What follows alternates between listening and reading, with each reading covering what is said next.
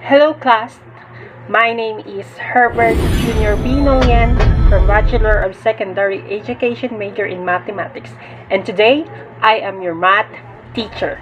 I prepare some general rules in our virtual class. The first rule is you must be prepared.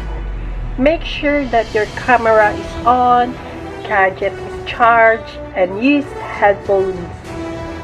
And the next one is communication. Speak clearly, stay on the topic. And the third one is mute yourself. Mute your microphone when you're not talking. And lastly, participation. Be respectful on others, be kind, be an active participant, and be focused. And now, let's move on to our main topic, which is the antiderivative of a function. For learning objectives, student is able to identify the antiderivative of a function, to identify the rules in solving antiderivative of a function, and lastly, is to apply antiderivative of a function in a real-world problem solving. I prepared some vocabulary so that in this word can help us to understand our topic easier. So the first word is derivatives. The second word is constant. And the third word is function. Derivatives of a function which variable x is a measure of the rate at which the value of x that function changes with respect to the variable x. Constant, a fixed and well-defined number of its own. Sometimes a letter stands for a fixed number. Function, a function is a binary relation between two sets that associate to each element of the first set exactly one element of the second set. And now, what is antiderivative of a function? A function f is called an antiderivative of f on an interval if f of x prime will equal to f of x for all x in our interval. If f is an antiderivative of f on an interval, then the most general antiderivative of f on interval is f of x plus c, where we denote that c is an arbitrary constant. In finding an antiderivative, it is also known as indefinite integration, and the antiderivative is the indefinite integral. The symbol for integration is an elongated as this, which means integral. So, the integration of f of x dx equal to f of x plus c, where f of x is the integrand and the dx is the variable of integration, and we have a c which is the constant of integration. And therefore, this reads as the antiderivative of f with respect to x, or the indefinite integral of f with respect to x is equal to. And now let's proceed to our sum generals rule. The first one rule is pulling out a constant. Integration formula is the integration of k f of x equals to constant, or k, the integration of f of x dx plus c. To make it clear, let's have some examples. So we have here the integration of 3. So the first thing we need to do is we pulling out the constant, which is the 3, and we move to the left rather, and equals to dx. So equals add x and then plus c. Let's get some example. For example, number 2, we have the integration of 2 dt. So let's move the 2 into the left, and we have 2, the integration of dt, so it equals to 2t plus c. And the next rule is power rule. The integration formula for the power rule is the integration of x raised to n is equal to x raised to n plus 1 over n plus 1 plus c. So we analyze that the power of our numerator is in our denominator. So let's get some example. So we have the integration of x raised to 6 power. So we need to do is only add 1 in our power, and then the denominator should be add 1. For example, we have here x raised to x plus 1 over x plus 6 plus 1.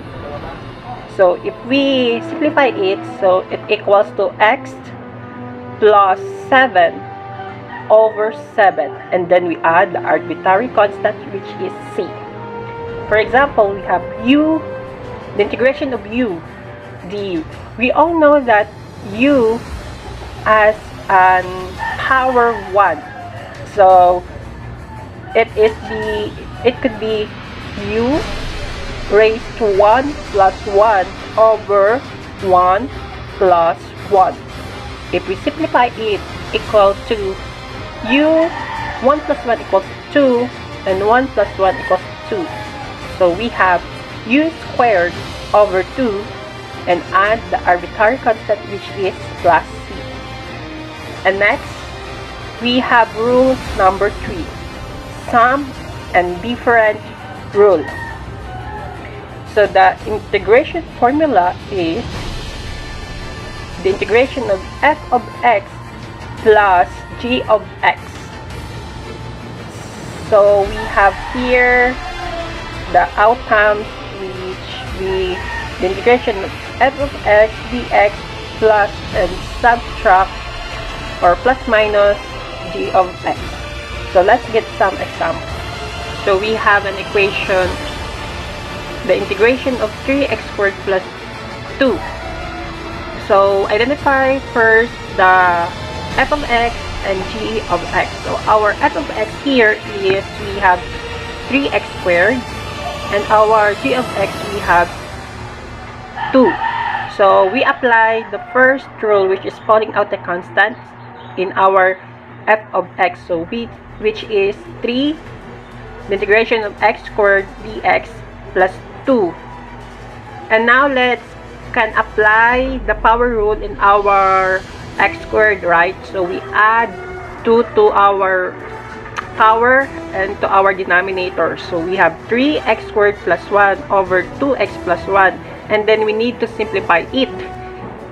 So if we simplify it, so it will become 3x cubed over 3 plus 2x.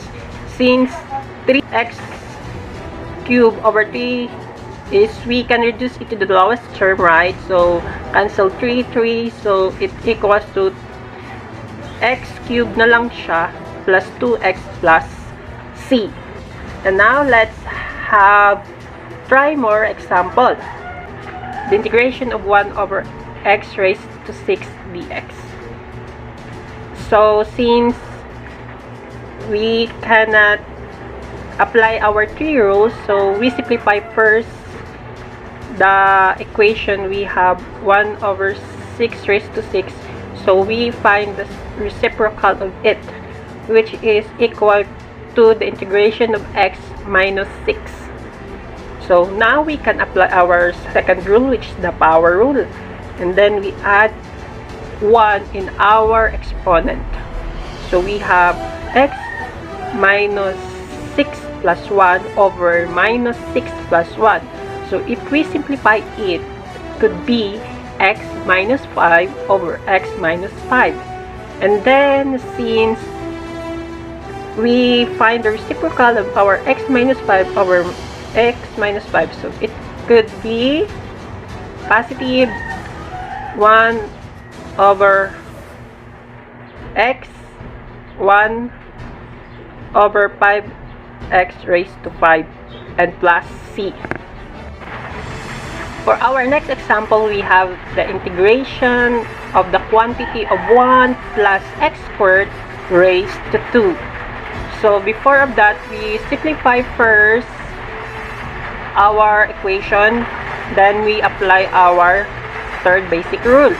So we can use FOIL method in this equation. So we have 1 plus 2x squared plus x raised to 4. So and then identify our basic rule, which is the sum in difference. So we can apply it. So the integration of 1 dx plus the integration of 2x squared dx plus the integration of x raised to 4 dx. And then we have here, if we simplify it, we have x plus 2. Our exponent is 2 plus 1 over 2 plus 1 plus our exponent, we have 4 plus 1 over 4 plus 1 equal x plus. So if we simplify it, so it become x plus 2x raised to cube over 3 plus x raised to 5 over 5 plus c. Let's apply in a real world problem solving. Our problem is, an evergreen nursery usually sells a certain shrub after 6 years of growth and shaping.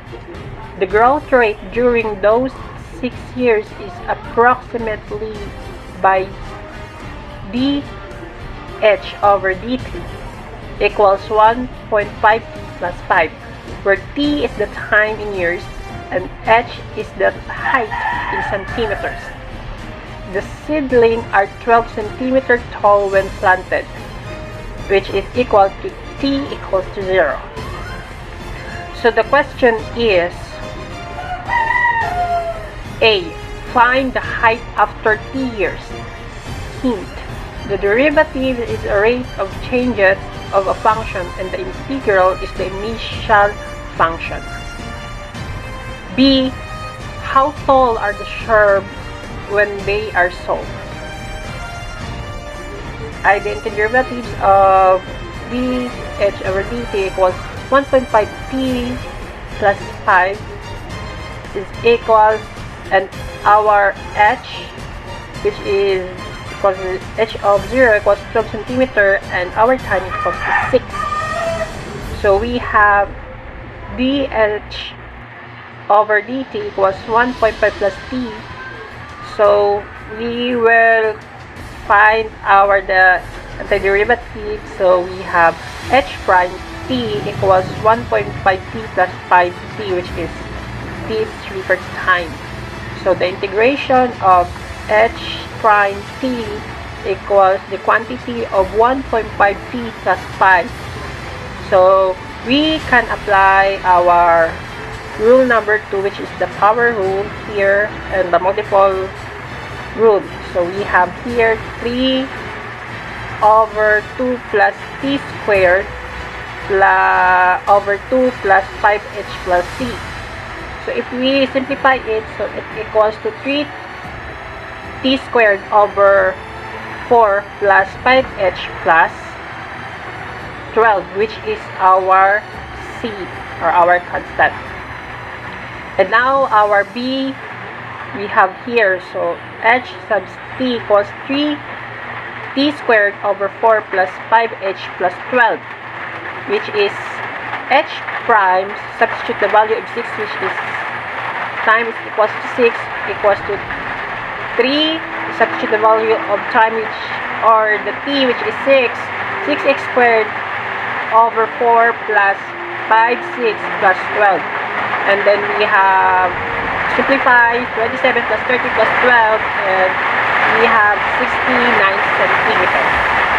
Right, and we have your assignment for today, and that's will be the end. And thank you.